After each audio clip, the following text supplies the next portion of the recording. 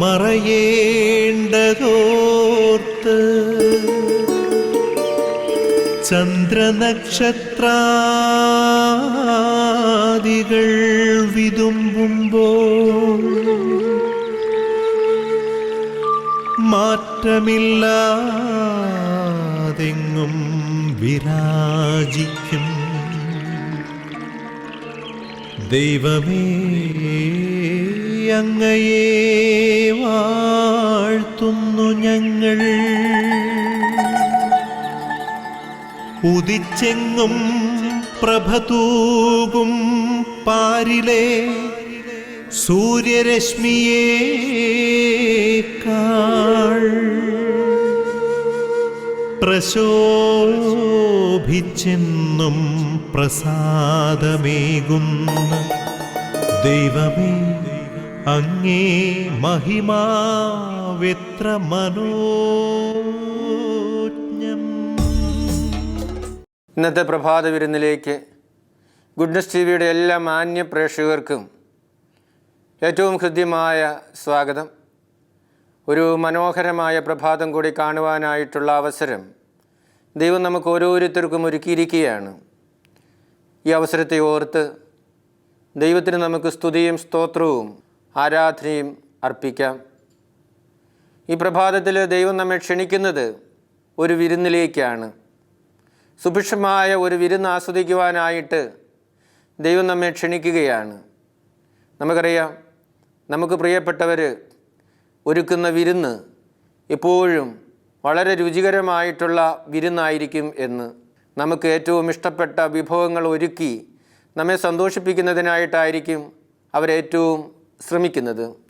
ഇതുപോലെ തന്നെയാണ് നമുക്ക് ഏറ്റവും ഇഷ്ടപ്പെട്ട വിഭവങ്ങൾ ഒരുക്കി നമ്മെ സന്തോഷിപ്പിക്കുന്നതിനായിട്ട് ദൈവം ഈ പ്രഭാതത്തിൽ നമ്മെ ക്ഷണിക്കുകയാണ്. ദൈവത്തിൻ്റെ ആ ക്ഷണം നമുക്ക് സ്വീകരിക്കാം. ദൈവത്തിൻ്റെ വിരുന്ന് നമുക്ക് ആസ്വദിക്കുന്നതിനായിട്ട് നമ്മെ തന്നെ ഒരുക്കാം. ഈ പ്രഭാതത്തിൽ നമ്മുടെ അമ്മയായ പരിശുദ്ധ കന്യകാമറിയത്തിൻ്റെ മാധ്യസ്ഥം പ്രത്യേകമായിട്ട് നമുക്ക് അപേക്ഷിക്കാം. നന്മ നിറഞ്ഞ മറിയമേ സ്വസ്തി, കർത്താവ് നിന്നോടുകൂടെ സ്ത്രീകളിൽ നീ അനുഗ്രഹിക്കപ്പെട്ടവളാകുന്നു. നിൻ്റെ ഉദരത്തിൻ്റെ ഫലമായി ഈശോ അനുഗ്രഹിക്കപ്പെട്ടവതാകുന്നു. പരിശുദ്ധ മറിയമേ, തമ്പുരാൻ്റെ അമ്മേ, പാപികളായ ഞങ്ങൾക്ക് വേണ്ടി എപ്പോഴും ഞങ്ങളുടെ മരണസമയത്തും തമ്പുരാനോട് അപേക്ഷിച്ചു കൊള്ളണമേ. ആമേൻ.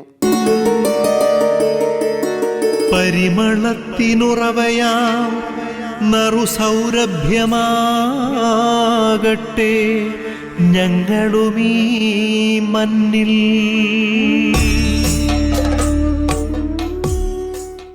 കർത്താവിൻ്റെ വചനം ശ്രവിക്കുന്നതിനായിട്ട് നമുക്ക് നമ്മെ തന്നെ ഒരുക്കാം. നമുക്ക് ഏറ്റവും പ്രിയപ്പെട്ടതും യോജിച്ചതുമായ വചനം നൽകി അനുഗ്രഹിക്കണമേ എന്ന് നമുക്ക് പ്രാർത്ഥിക്കാം. ദൈവത്തിൻ്റെ വചനമാണ് മനുഷ്യഹൃദയങ്ങളെ മാനസാന്തരത്തിലേക്കും പരിവർത്തനത്തിലേക്കും നയിക്കുന്നത്. നമ്മുടെ ഓരോരുത്തരുടെയും ജീവിതത്തിൽ നമുക്ക് ആവശ്യമായിട്ടുള്ള വചനങ്ങൾ നൽകി നമ്മെ രൂപാന്തരപ്പെടുത്തണമേ എന്ന് ഈ പ്രഭാതത്തിൽ നമുക്ക് പ്രാർത്ഥിക്കാം.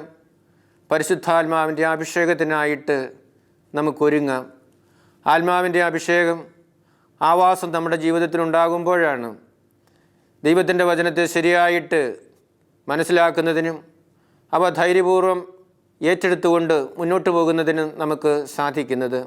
ആത്മാവിൻ്റെ അഭിഷേകത്താൽ പൂരിതരാകാൻ വേണ്ടി നമുക്കിപ്പോൾ പ്രാർത്ഥിക്കാം.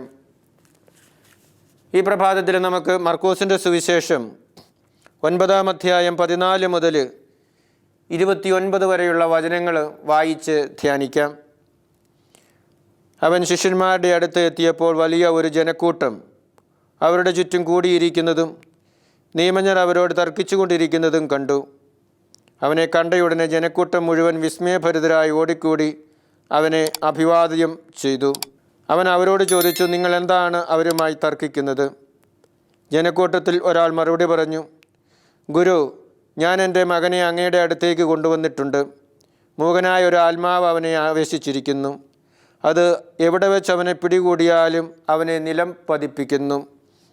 അപ്പോൾ അവൻ പല്ലുകടിക്കുകയും നുരയും പതയും പുറപ്പെടുവിക്കുകയും മരവിച്ചു പോവുകയും ചെയ്യുന്നു. അതിനെ ബഹിഷ്കരിക്കാൻ അങ്ങയുടെ ശിഷ്യന്മാരോട് ഞാൻ അപേക്ഷിച്ചു, അവർക്ക് കഴിഞ്ഞില്ല. അവൻ അവരോട് പ്രതിവചിച്ചു, വിശ്വാസമില്ലാത്ത തലമുറയെ, എത്രനാൾ ഞാൻ നിങ്ങളുടെ കൂടെ ഉണ്ടായിരിക്കും? എത്രനാൾ ഞാൻ നിങ്ങളോട് ക്ഷമിച്ചിരിക്കും? അവനെ എൻ്റെ അടുക്കൽ കൊണ്ടുവരൂ. അവർ അവനെ അവൻ്റെ അടുക്കൽ കൊണ്ടുവന്നു. അവനെ കണ്ടയുടനെ ആത്മാവ് കുട്ടിയെ തള്ളിയിട്ടു. അവൻ നിലത്ത് വീണ് ഉരുളുകയും അവൻ്റെ വായിലൂടെ നുരയും പതയും പുറപ്പെടുവിക്കുകയും ചെയ്തു. യേശു അവൻ്റെ പിതാവിനോട് ചോദിച്ചു, ഇത് തുടങ്ങിയിട്ട് എത്ര കാലമായി?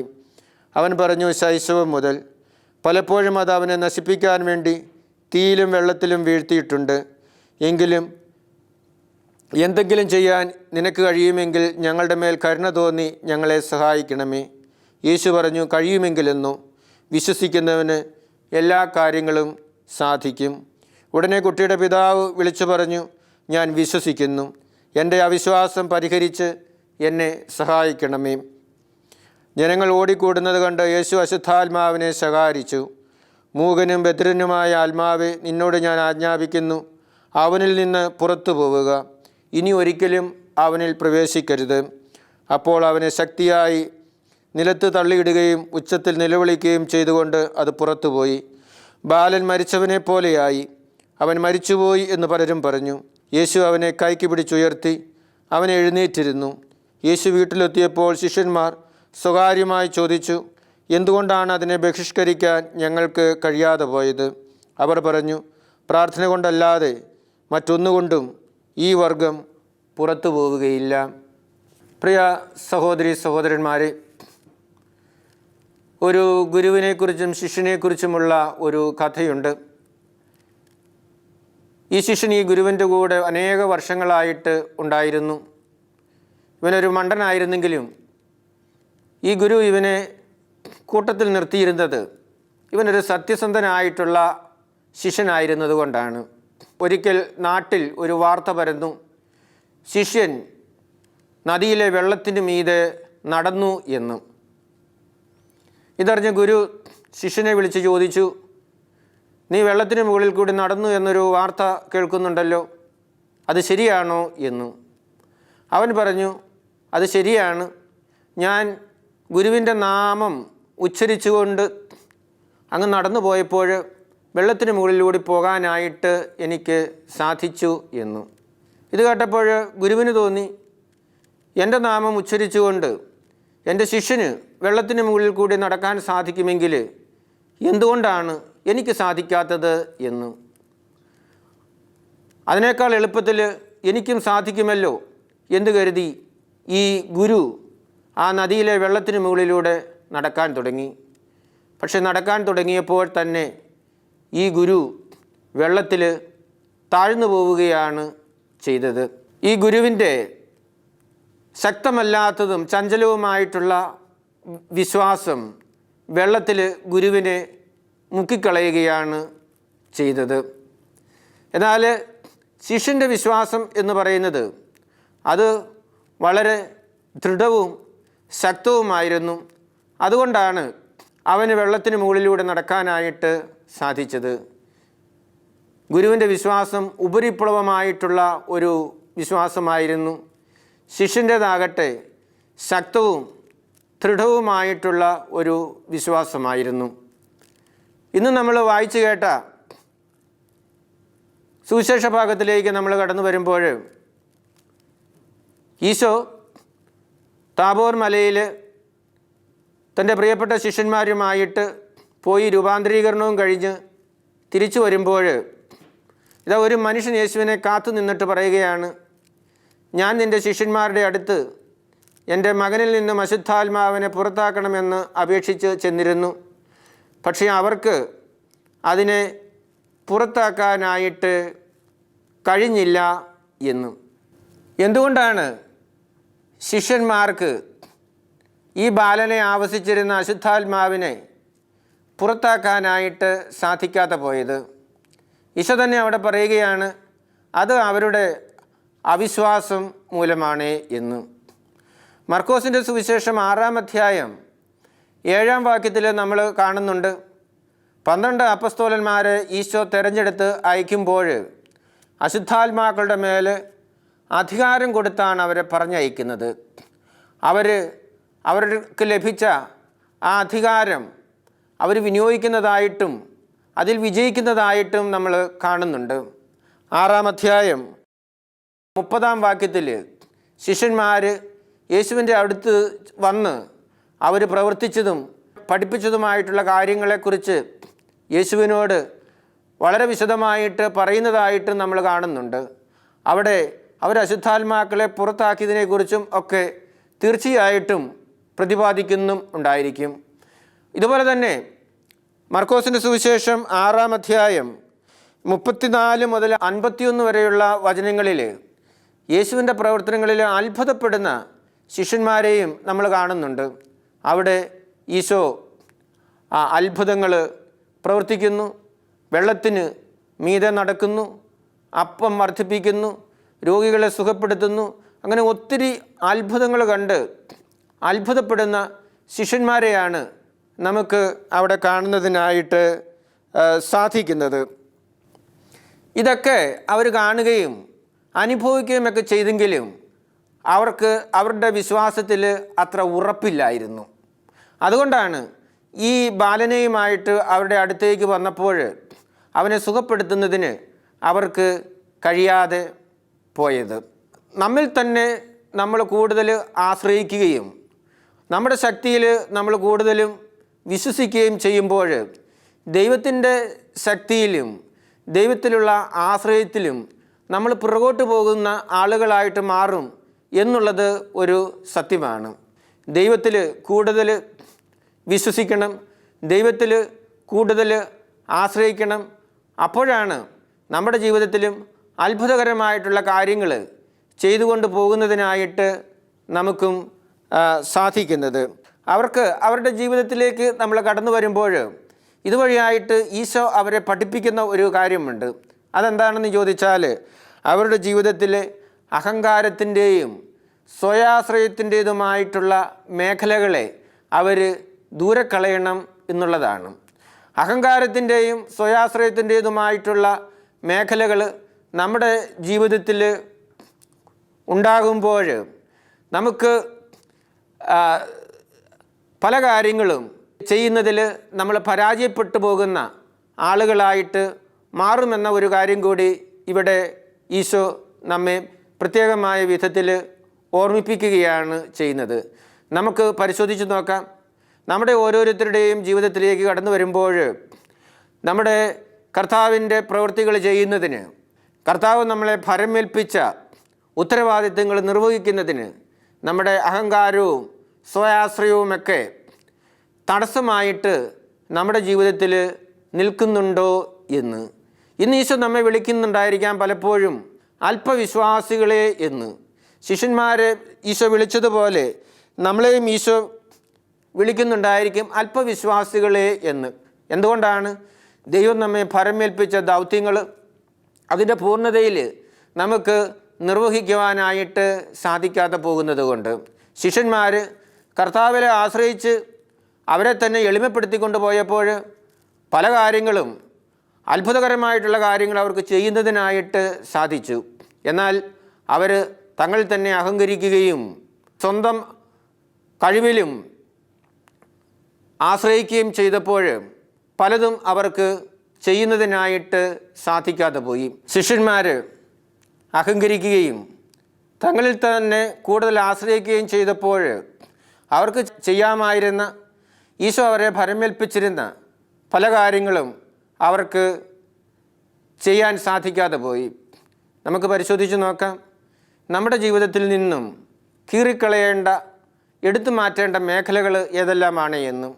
അഹങ്കാരത്തിൻ്റെയും അതുപോലെ തന്നെ സ്വയാശ്രയത്തിൻ്റേതുമൊക്കെ ആയിട്ടുള്ള മേഖലകൾ നമ്മുടെ ജീവിതത്തിലുണ്ടെങ്കിൽ അവയെ എടുത്തു മാറ്റിക്കൊണ്ട്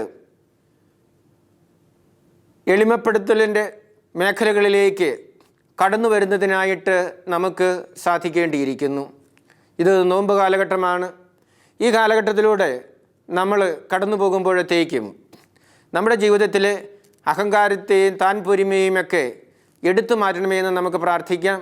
നമ്മുടെ ജീവിതത്തിലെ ഉപരിപ്ലവമായിട്ടുള്ള വിശ്വാസത്തെ എടുത്തു മാറ്റി ദൃഢമായ ശക്തമായ ഒരു വിശ്വാസത്തിലേക്ക് നമ്മെ എല്ലാവരെയും കൊണ്ടുവരണമേ എന്ന് നമുക്ക് തീക്ഷ്ണമായിട്ടും പ്രാർത്ഥിക്കാം. ആബാ പിതാവേ, സ്നേഹാഗ്നിയാൽ ജ്വലിക്കട്ടെ മക്കളാ ഞങ്ങളെല്ലാം.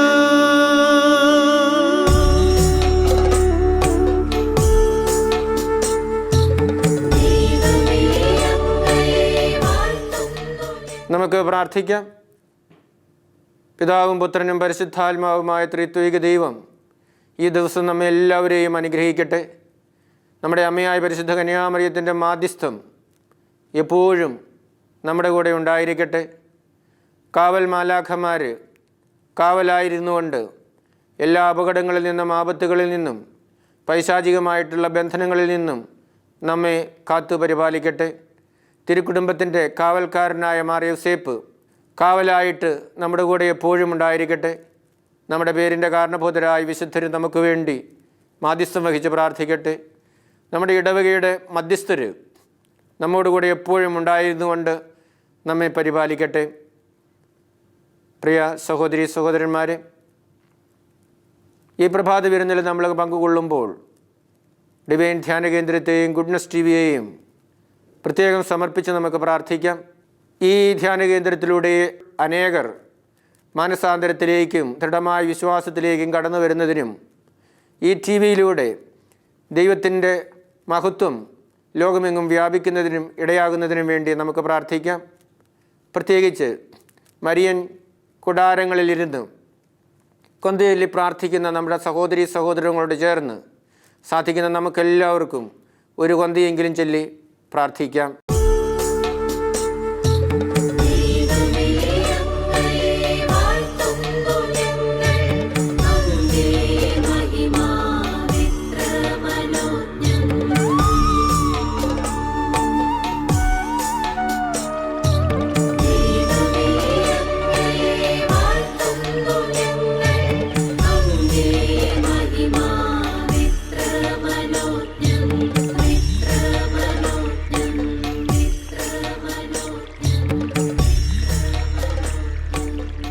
നമുക്ക് നമ്മെ തന്നെ ഒരുക്കാം.